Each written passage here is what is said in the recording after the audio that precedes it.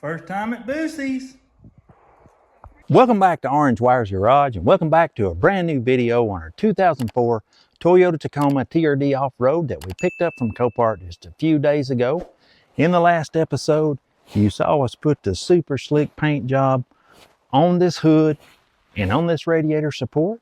We didn't order enough paint to blend the fenders, so we want to know if they're going to match. We know we should blend the fenders with a color like this. So we're going to go ahead and put the radiator back, put the condenser back, go ahead and put some of this stuff back to try to get the front end together.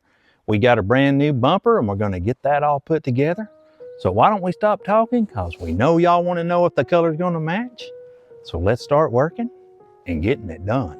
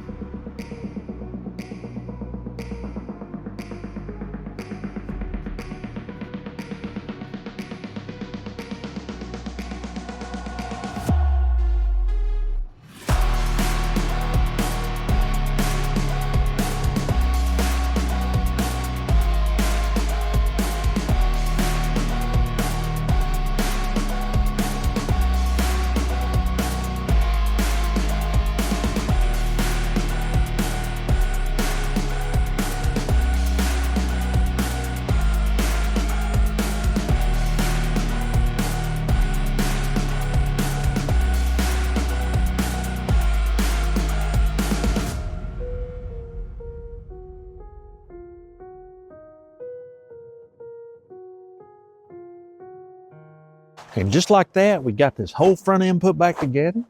And check out the color match on the hood to the fenders. It looks really, really good. It's really, really close. We want to go ahead and give this thing another nice wash and get it cleaned up and see how good it really looks in the sun. But as you can tell from the camera and the camera angles, it's really, really close. We might be able to get by with it, but you let us know in the comments what you think about how well the color matches. So why don't we go ahead and get this thing all washed up and all shined up. Keep moving forward on this truck because it's an absolute gem, a diamond in the rough. So let's go ahead and get started and give this truck a nice wash.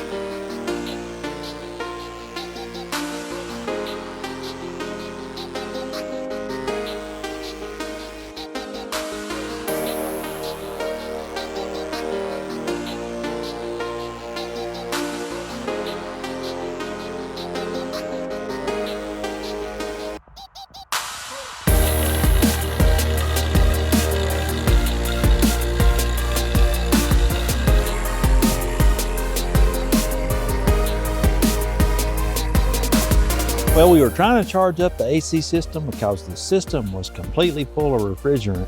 Even though the condenser was bent really bad, it didn't have any leaks.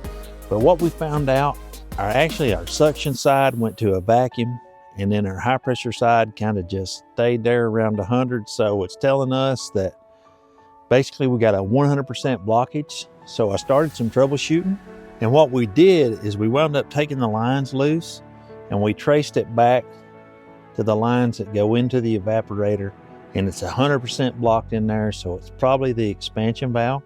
So we swung into the parts store, we picked up a brand new expansion valve, and the only bad part of that whole thing, the expansion valve is going to be up inside that evaporator, so we're going to have to take all of this out. I already moved the glove box, got that out of the way, so we got a bunch of ECUs and a bunch of wires to unplug and a whole bunch of bolts. So we're going to go ahead and take that out. It's going to take a little bit to get it all out, and then we're going to replace the expansion valve and get everything put back together. So I don't think it'll be too bad. It shouldn't take very long. We'll just hop right in here. We'll get that evaporator out. I wish we had a whole evaporator cord, but they didn't have it at the parts store, and we really want to get this truck out and drive it around. So we'll just go ahead and put the expansion valve in. We'll blow through the evaporator core and make sure we don't have any blockages. So we'll hop to it and we'll get it done.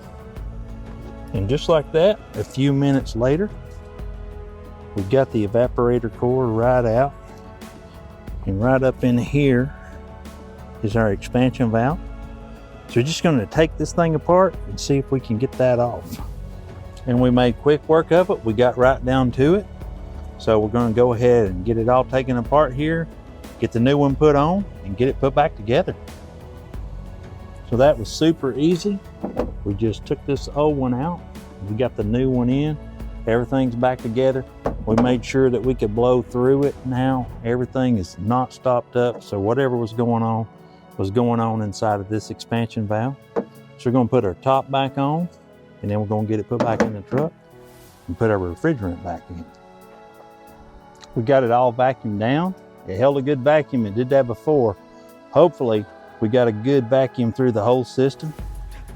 But we were able to use that recovery machine, and we put the refrigerant back in this can. So we're going to fire up the truck and see if it works. So it may be just still a little bit low of refrigerant, but we're not completely stopped up. It should be getting cool inside. Let's check the temperature. I'd say that's pretty cold. 35 degrees, you just can't beat that. So with these older trucks, sometimes you just run into that kind of stuff. And like I said, it might be just a little bit low of refrigerant still, but it's at 35 degrees, that's pretty cold. We'll just have to wait for the hot day and see how it works, because it's not real hot right now. We are just super happy with the way the air conditioner all came back together with that $40 part. It's pretty nice. I know we should probably go ahead and change out the dryer and change out a few more parts, but they didn't have that at the parts store. We can always do that later, but if it's ice cold and it gets us through the summer, that's what we want and that's what we're after. But check out this hood and this paint match to the fender. Man, that looks really good. It looks really awesome. It's really close. Let us know what you think. But I think we ran out of time for this video, guys.